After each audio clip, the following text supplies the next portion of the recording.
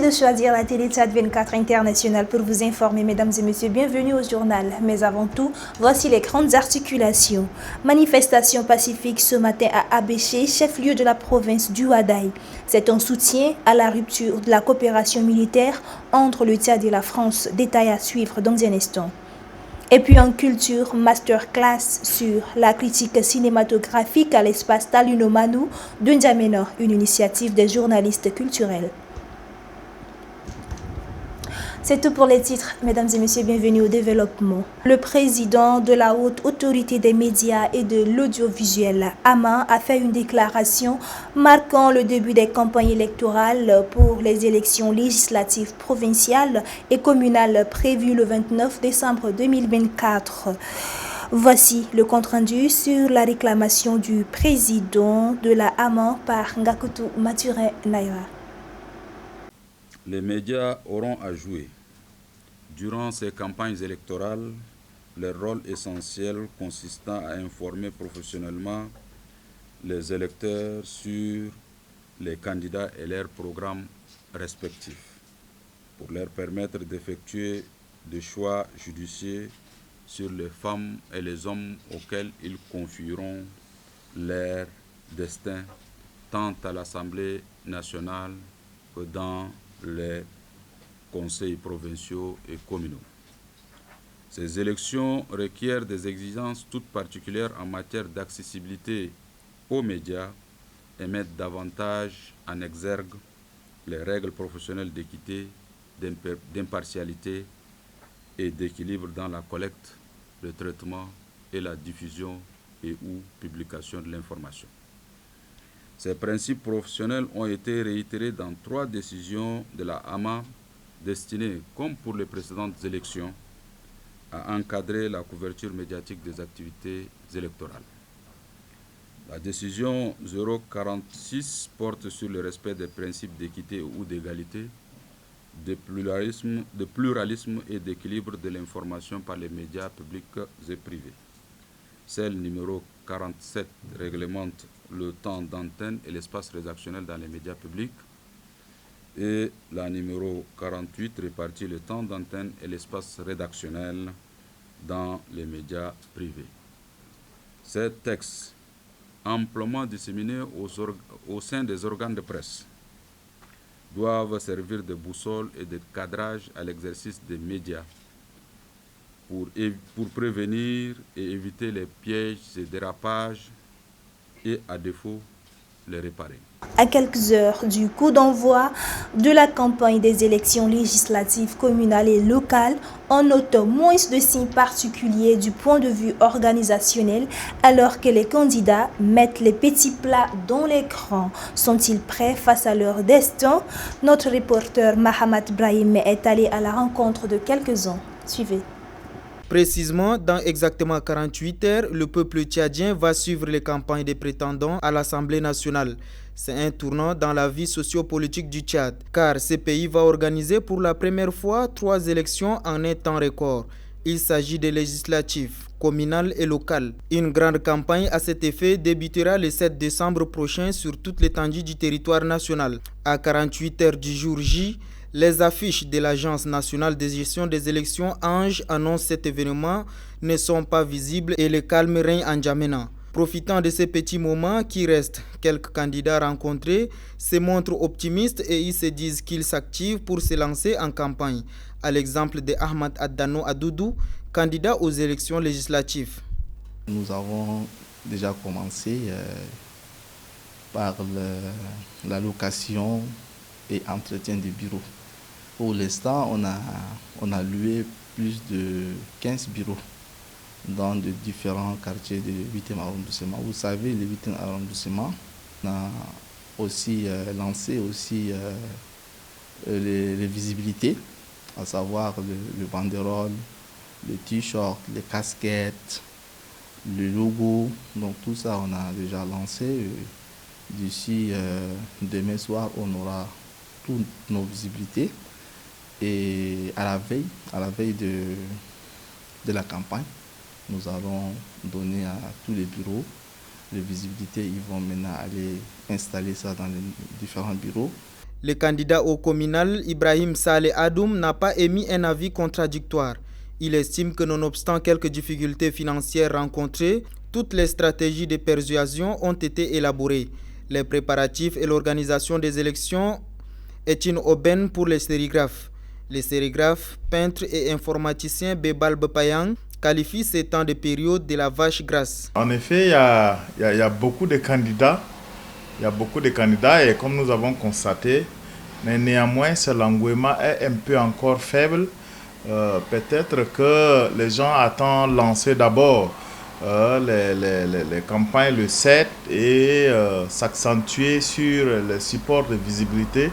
Sinon, en ce moment, c'est un peu lent encore. Mais néanmoins, nous avons des contacts qui ont été pris pour voir comment ça peut les coûter, quels sont les coûts en réalité des supports de communication qui peuvent utiliser lors de ces campagnes. Les campagnes électorales sont des périodes clés durant lesquelles les candidats et les partis politiques vont tenter de convaincre les électeurs avec tous les moyens possibles. Mais le jeu est corsé car battre campagne pour 3 élections à la fois s'avère trop complexe.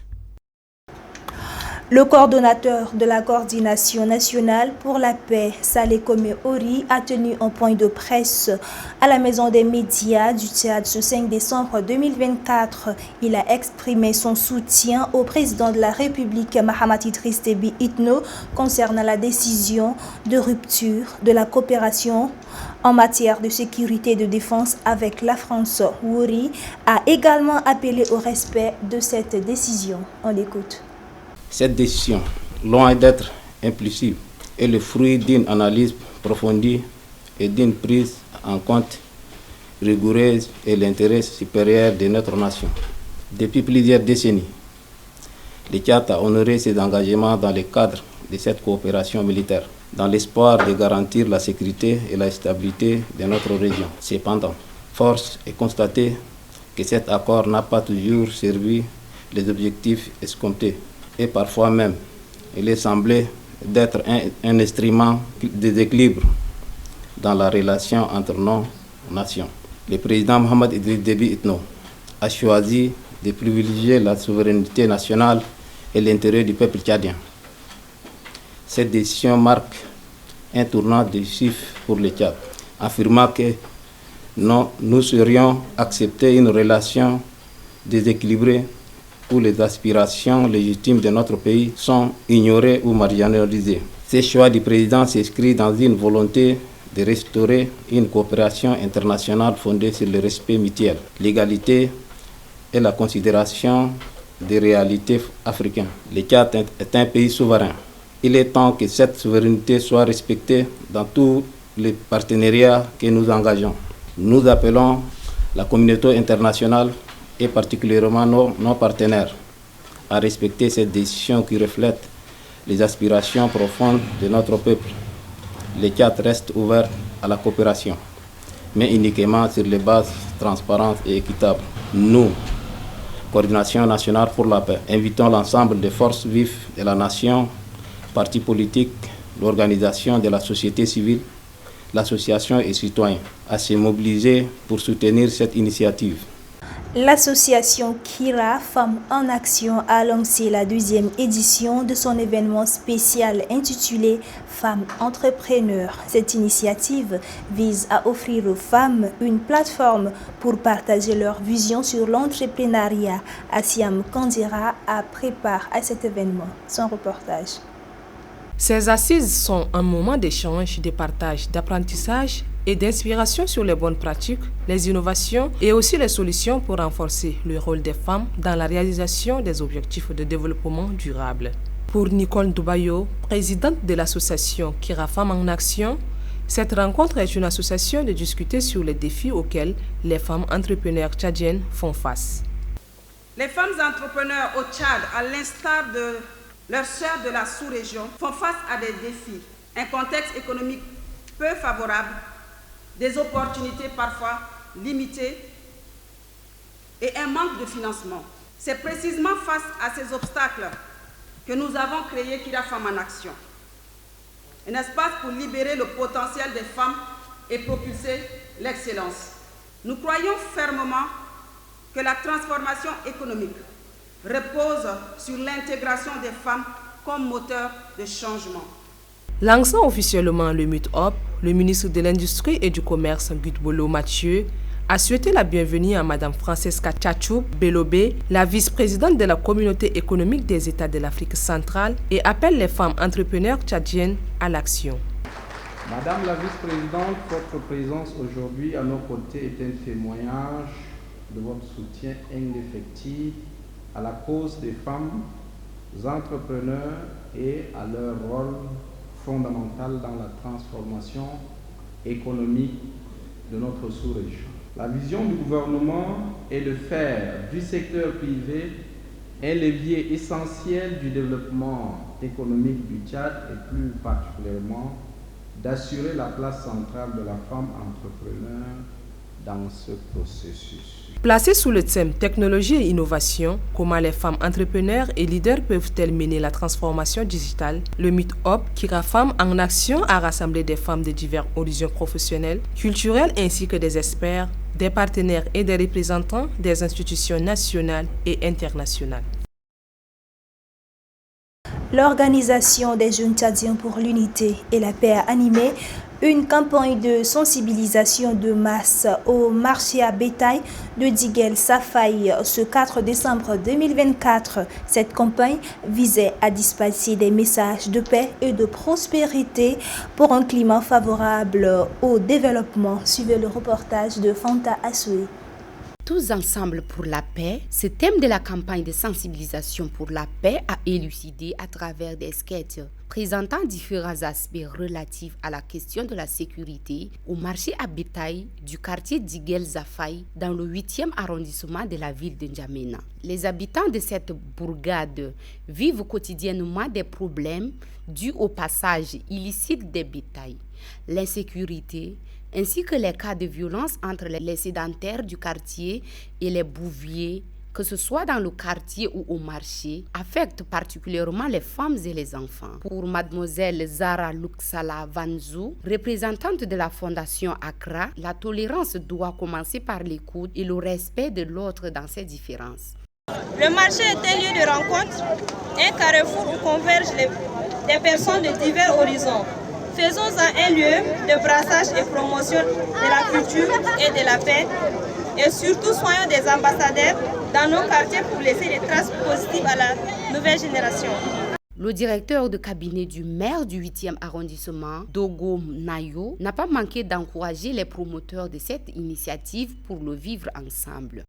Je tiens à remercier l'Organisation des jeunes tchadiens pour l'unité et la paix pour cette initiative combien importante pour la consolidation de la paix. Pour cette initiative de la paix entre les habitants du quartier d'Iguel Zafaï et les acteurs du marché. Ensuite, je demande aussi aux autres organisations de la société civile d'emboîter le pas de l'OJTP pour apporter leur contribution à la promotion du vivre ensemble et à la cohabitation pacifique dans la commune du 8e arrondissement. Ces violences trouvent leur origine dans le manque d'espace, l'inondation du marché et les mésententes entre les acteurs du marché. C'est ce contexte qui a motivé l'Organisation des jeunes tchadiens pour l'unité et la paix à sensibiliser la population aux valeurs du respect mutuel et du vivre ensemble afin de promouvoir la culture de la paix. L'inauguration de la 4e édition du marché des produits locaux organisé par la société Betal Nadia a eu lieu aujourd'hui 5 décembre 2024. L'événement s'est déroulé dans le siège de la dite société, sise dans le 6e arrondissement de la capitale de N'Djamena. Le compte rendu d'Alban et Samar. La cérémonie d'ouverture qui a connu la participation de 120 exposants de produits locaux a démarré à 11h25 avec l'arrivée du ministre de la Jeunesse et des Sports, M. Abakar Djama.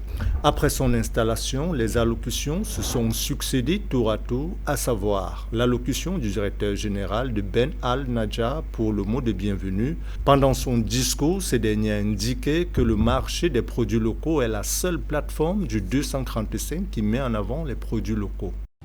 Ce marché est une plateforme unique qui permet aux producteurs locaux de présenter leurs produits et de partager leur passion avec vous. Vous allez découvrir une variété incroyable de produits allant de spécialités culinaires tchadiennes aux produits artisanaux, en passant par les produits de beauté et beaucoup d'accessoires de tous les promoteurs accompagnés par Bet Al Nadja avec les différents dispositifs, comme nous l'a dit donc l'illustre présentateur tout à l'heure. Après l'allocution du directeur de Ben Al Nadja, celle de la représentante des promoteurs, des exposants et adhérents de Ben Al Nadja, suivi du discours du président du conseil d'administration de Ben Al Nadja, de la directrice adjointe de l'Agence française de développement, du secrétaire général de la commune de N'Djamena, à qui Ben Al Nadja a remis une attestation de reconnaissance pour sa collaboration. Le ministre de la Jeunesse des Sports a clôturé la série des allocutions tout en martelant aux entrepreneurs de sortir de la zone de confort. En outre, il a demandé à Ben Al Nadja d'ajouter un nouvel investisseur. Je lance un appel aujourd'hui à Ben Al Nadja d'ajouter une mission de garantir que les entrepreneurs qui sont ici, quand ils prennent un engagement, sur 12 mois, sur 24 mois, ils sont en mesure de remplir cette mission. Ils sont capables de respecter leur engagement. Moi, je pense que c'est cette mission-là. Si Bet Al Nadja peut garantir, beaucoup d'entrepreneurs ici vont décoller en 2 ans. Juste après son allocution, le ministre a déclaré ouvert le marché des produits locaux tout en procédant à la coupure du ruban ainsi qu'à la visite des stands. La cérémonie d'ouverture s'est déroulée dans une ambiance bonne enfance. La cérémonie de clôture est prévue ce dimanche 8 décembre 2024. En culture, l'Association des journalistes culturels du Tchad et le journal Sud Culture organisent ce 5 décembre à l'espace Talino Manou de N'Djamena un masterclass d'initiation à la critique. Au programme, une formation dédiée à la critique cinématographique, un événement inédit au Tchad. Des précisions avec Déborah Mboulkissam. Cette formation est initiée par l'Association des journalistes culturels du Tchad dans le but de permettre aux participants d'approfondir leurs connaissances et de maîtriser l'art de la critique cinématographique. Cette formation a pour objectif d'assister les journalistes de divers médias en leur proposant des méthodes variées d'évaluation des films, en tenant compte de plusieurs aspects tels que l'esthétique, la narration et l'interprétation. Monsieur Suleiman Matouri, journaliste et critique de cinéma nigérien, souligne l'importance de cet événement. Je le disais depuis la première fois quand j'étais venu ici pour les ateliers de Toumaï, que j'étais un peu surpris d'apprendre que le Tchad n'a pas d'association de critique de cinéma. Donc là, il vient de l'annoncer. Inch'Allah, à l'issue de cette formation, que vous allez essayer de mettre en place cette structure qui va certainement adhérer à la FAC. La FAC, c'est la Fédération africaine de critique cinématographique, dont toutes les associations nationales sont membres. La formation des journalistes culturels sur la critique cinématographique prend en compte les journalistes culturels venant de divers médias locaux. À Abéché, une gigantesque manifestation en soutien à la décision de rupture des accords de défense et de sécurité avec la France a été organisée ce jeudi 5 décembre 2024. Le reportage de Younous Senoussi Mouktar depuis Abéché. La population de la ville d'Abéché a organisé ce jeudi 5 décembre 2024 une marche de soutien au président de la République, chef de l'État, pour avoir pris la décision de rompre les accords de coopération en matière de défense et de sécurité avec la France. Ils étaient très nombreux à marcher pacifiquement de la place de l'indépendance d'Abéché jusqu'au gouvernorat d'Iwadaï où les attendait le gouverneur de la province d'Iwadaï. Les manifestants détiennent des brancards et des banderoles sur lesquels on pouvait lire « Merci au président de la République pour avoir pris cette décision » ou encore oui à la fin des accords de coopération en matière de défense et de sécurité avec la France. À cette occasion, les manifestants ont adressé une motion de soutien au chef de l'État pour le soutenir sans réserve dans sa décision de rompre les accords de coopération en matière de défense et de sécurité avec la France. La même motion a été exprimée par les responsables religieux qui ont fait part de leur satisfaction suite à cette décision et ont demandé au président de la République de revoir tous les accords avec la France. En réponse aux manifestants, le gouverneur de la province du Ouaddaï, Bachar Ali Suleiman, les a remerciés pour ces gestes de soutien au président de la République. Il les a rassurés qu'ils transmettraient leur motion acquis des droits. Bachar Ali Suleiman a enfin invité la population à contribuer efficacement à la paix et à la sécurité de la province du Ouaddaï. Hors de nos frontières à présent, le Premier ministre français Michel Barnier a remis sa démission ainsi que celle de son gouvernement au président de la République Emmanuel Macron ce 5 décembre au palais de l'Élysée. De retour d'un voyage, Macron s'apprête à nommer un nouveau Premier ministre. Le compte rendu de Taïwe Félix. Les regards sont désormais tournés vers Emmanuel Macron qui s'adresse aux Français ce jeudi 5 décembre à 20h. Lors d'une allocution télévisée. Tout juste rentré d'un voyage en Arabie Saoudite, le chef de l'État s'est mis au travail pour désigner un Premier ministre dans les jours qui suivent, selon l'agence Reuters, si possible avant samedi. Pour autant, avec une Assemblée nationale toujours divisée en 3 blocs, l'Alliance de gauche, le socle commun qui soutenait Michel Barnier et l'extrême droite. L'équation reste aussi complexe que l'été dernier, avec l'impossibilité d'une nouvelle dissolution et de nouvelles élections législatives avant 7 mois. Le 4 décembre, près de 90 jours durant lesquels le Premier ministre n'a cessé de chercher à obtenir de bonnes grâces de Marine Le Pen, notamment en recadrant son ministre de l'économie qui avait exclu le Rassemblement national de l'arc républicain en évoquant une nouvelle loi d'immigration ou en acceptant de diminuer les soins pris en charge par l'aide médicale d'État. Le Rassemblement national a finalement voté la motion de censure, mettant ainsi fin aux fonctions de Michel Barnier. Celui-ci a quitté le palais de l'Élysée ce matin après avoir entretenu avec Emmanuel Macron. C'est la fin de ce journal, mesdames et messieurs. Merci à vous de l'avoir suivi. Restez en compagnie de nos programmes sur Tchad 24 International.